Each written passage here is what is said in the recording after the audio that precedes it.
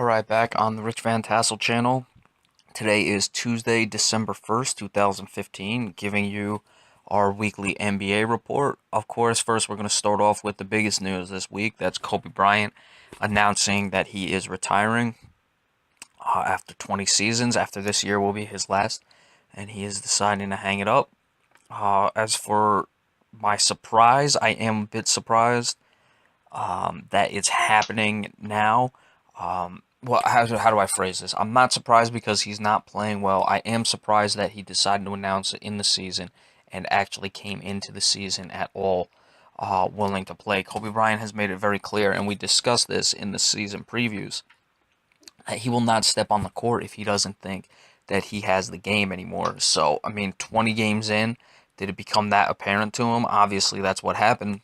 However, I'm surprised he wouldn't have known it already coming into the year. It'd be one thing if he was breaking down later in the year and he realized he couldn't do it. But for him to even step on the court this year for a team that's very poor really surprises me. I guess that he just didn't want to end his career the way it was, where he wasn't playing at all. That obviously could play a factor into it.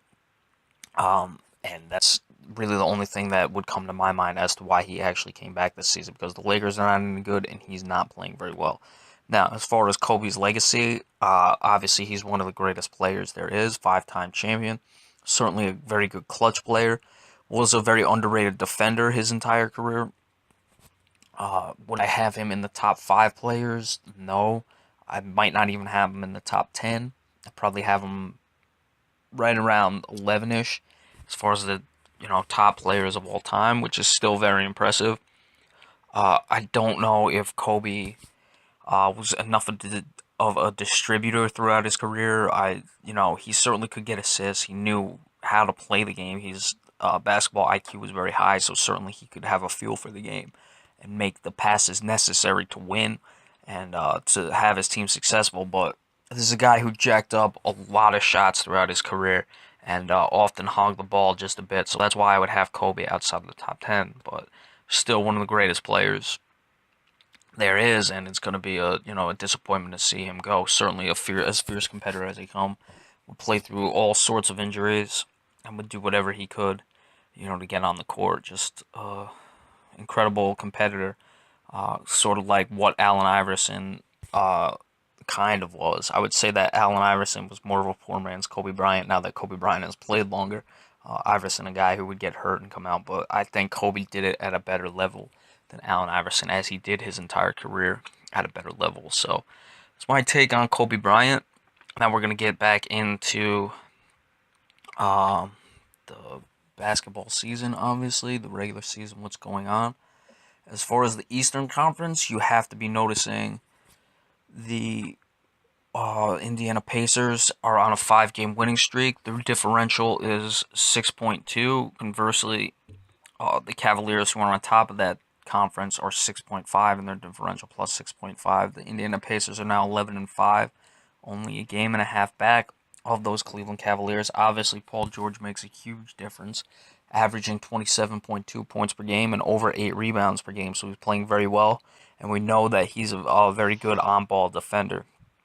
As well, the Chicago Bulls are on their 10-5. They've won again. They beat the Spurs last night, so they're riding high after that, 7-3 in their last 10.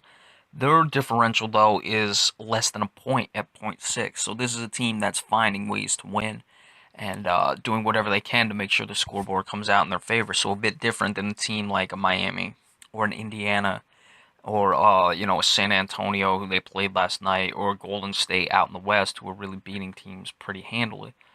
You would look at a team like the Celtics, who are plus 4.5 in their differential. They're 10-8, so same amount of wins as the Bulls. Obviously, a few more games played by the Celtics, but that certainly should be noted with Chicago. How long, are they winning through smoke and mirrors, or this team actually talented? They've done this in the past. However, that was with Tom Thibodeau, so we'll see how good of a coach Fred Hoiberg is, or if this team's just learned how to win that way, and that's why they're doing. Very competitive Eastern Conference. It's usually the Western Conference that's most competitive, but the 11th place team, the Knicks, are only 5.5 games from the top team, the Cleveland Cavaliers. So we usually see that in the West. Not really the East. The disappointments, Milwaukee continues to struggle. They're minus 6.6, and their differential 3-7 in the last 10. They're 7-11, as well as the Washington Wizards. I had the Bucks in the playoffs. I had the Wizards going to the conference finals. They're on a 4-game losing streak, so they've been Jekyll and Hyde all season. Their differential is minus 5.9. So a lot that needs to be figured out there in Washington. Talks about Randy Whitman possibly being fired. That remains to be seen. I think I'm not so quick to fire a coach. Even in the NBA with the long season, we see it's not necessarily working out in Houston. We'll get into them in a minute. And of course, the Nets are struggling, and the Philadelphia 76ers are a joke. All right, moving on to the Western Conference, we have to obviously begin with the Golden State Warriors. Won a close one last night by 3 in Utah to move to 19-0. They're still cruising along. Stephen Curry playing exceptionally this season. Talks about him being the most improved as well as the most valuable this season. We'll have to see. He's certainly playing very well, averaging 31.6 points per game. Can he keep his points per game above 30? That would certainly give him a case for both the most improved as well as the most valuable player. How much can he really improve off an MVP season last year, though? That would be my question. So we'll have to see what happens the rest of the way with Steph Curry, but that's going to be an interesting dynamic as well as if they can win 70 games because you got to look at the both of them and see, those are two pretty incredible feats. Curry also shooting above 50% and almost 45% from three, so his numbers are very impressive. You have to give him that. And the 70 win mark, obviously, is something that can very much be attained this season if Golden State remains focused on it. That would be the biggest question I have with them. You have San Antonio, who continues to play well. They are off that loss last night to the Chicago Bulls, but they are still 8-2 in their last 10, up to 14-4. 4.5 games out of first, though, because Golden State is just lighting it up, but they're +9 in their differential. So if this was any other year where Golden State is not 19-0, you'd be looking at the Spurs and, impressed on how well they're playing. Los Angeles Clippers, it appears they've turned it around. They're up to 10-8. They're on a 3-game winning streak. Memphis is 10-8 as well, along with Dallas. They're, the teams in the middle of the pack there. Memphis is on 7-3 in their last 10, but they're still in the minus in their differential. They're really trying to cut into that when they had the big losses early in the year. So they're trying to figure it out. Minnesota and Phoenix, two surprise team, as well as Utah. Utah 7, Phoenix 8, Minnesota 9. Phoenix and Minnesota are both the 8 and 9 spots in the West. Utah is 8-8, and in the 7th spot. So you got a couple surprise teams there. Houston, only a game and a half out of the playoff spot, so they're trying to get it figured out. They are 3-7 in their last 10, minus 6.1 in their differential. So I don't know what's going on there. If they can get it together, we'll have to see. Certainly, this was my pick to win the championship, so I'm a little disappointed. James Harden is putting up numbers just under 30 points per game. He's also averaging 6.6 assists per game, so I'm a little confused as to what the problem actually. Well, the 6.6 assists would lead me to believe that that's part of the problem because it means Ty Lawson isn't accepting his point guard responsibilities, which could be a very big problem for them. But Harden is shooting the ball not as well as you would like for him. He's a much better shooter than this. Just 1 second here. Yeah, he's shooting only 40% and less than 30% from 3, so that's really got to improve. He's obviously jacking up a lot of shots if he's shooting that poorly to get to his 29.8 points per game. He's just got to do better. There's a lot riding on the Houston Rockets, and I know that James Harden will have to come through if they want to have any hope of winning the title this year, which I picked them to do. Let's see Ty Lawson here. He has really struggled this year. Just not finding his home out there. in Houston. Yeah, 7.2 points per game, 4.4 assists. So he is lost. I don't know. I mean, there were some questions about his off the court situation when he was coming into this year. He is shooting better than Harden though, from three at 30.8, but only 33.6 from the field. So got to be better than that. Obviously, we discussed there were some off court questions coming into this season. I wonder if that's getting to him or if it's just the pressure that was placed on him with a lot of expectations in this team. Whatever it is, they got to figure it out fast. There's still plenty of time in this season. There's no need to panic, but you have to start playing better if you're the Houston Rockets. A lot of questions with the leadership. Again, I probably wouldn't have fired Kevin McHale, but they did, and that's where they are.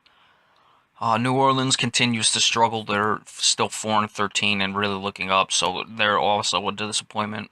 Sacramento, they won last night. They're 7-12, though, a team I had in the playoffs. DeMarcus Cousins has been hurt. We'll see what happens when they come back. If they can continue to rally and make the playoffs as I predicted them. And Portland is also 3-7 in their last 10. They're 7-11, and -1 in their differential. So a lot of teams that were in the playoffs, Houston and Portland from last year, and New Orleans as well at the bottom of the Western Conference, and teams that I expected to have an up year, like Sacramento, aren't there. So kind of a little flip the script here. Usually it's the Eastern Conference having those troubles as opposed to the West. All right, so on to the power rankings. Number one, we have the Golden State Warriors, of course. They're 19-0. They're cruising. Number two, I will give it to the San Antonio Spurs, keeping them there, 8-2 in their last 10, 14-4, second best record in the NBA. So they're moving. Number three, tough one, but I'm still gonna give it to Cleveland at 13-4. They've won two, 7-3 in their last 10, and they're on top of the Eastern Conference. You know, they're doing it very quietly because a lot of other storylines. You kind of get, ho hum used to it with LeBron James. Number four, the Indiana Pacers have to be up there again on a 5-game winning streak. Paul George playing sensational. They're 8-2 in their last 10 and over 6 in their differential this year. And then number five, well, that's got to be the Clippers at this point. They've won 3 straight games. They're the only team on an extended winning streak that's even up there. They are only 10-8 as opposed to a team like Boston, who is also 10-8. But Boston has sputtered a bit this, and I wasn't planning on putting Boston up there. I'm just giving you an example of a team with a similar record. Boston hadn't had a good week. They've kind of been playing right around 500 ball. You also have to look at a team like Charlotte, who's been playing better of late.